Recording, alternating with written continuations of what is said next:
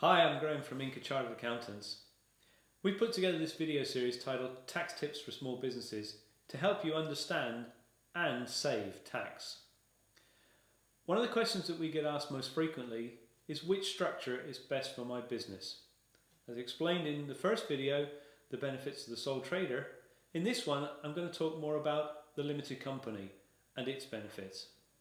Now when we start talking about limited company, many people think about grand PLCs and boardrooms and annual general meetings and perhaps getting a share of the profits once or twice a year in the form of a dividend.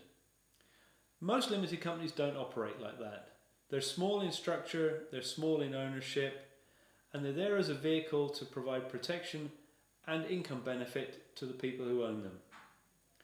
In tax terms, as soon as you start making profits above £7,500 a year, you're actually better off as a limited company compared to a sole trader.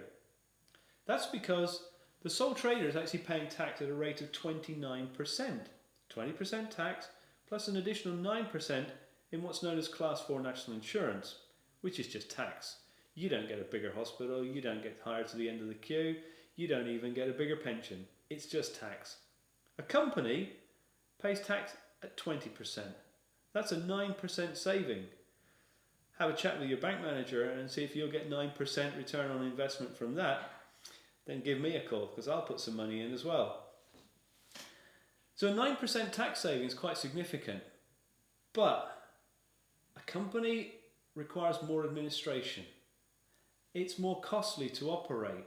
So there has to be enough benefit in it for the company owner to make it worthwhile. We say, if you're making more than about £15,000 a year in profit, so that's your sales and then with all your expenses taken off, you should take a look at it. At that level, there's enough benefit to outweigh some of the disadvantages of structure and cost. As an owner, you get a share of the profits. That comes in what's known as a dividend. Now you can have those dividends as frequently as you want. Some people think you can maybe only have them once or twice a year. You could have 365 dividends in a year if you really wanted to, and if your business allowed it, and if, of course, you put the necessary paperwork together. The other big advantage of the limited company is one of protection. I don't want to lose my house if the business goes wrong, and I'm sure neither do you. Limited company, if you run it correctly, gives protection against your personal possessions becoming part of any carve-up situation that might happen. So that's the limited company. If you're making profits, it's a good idea. If you're not, have a think about the sole trader. In the next video, I'm going to talk about VAT.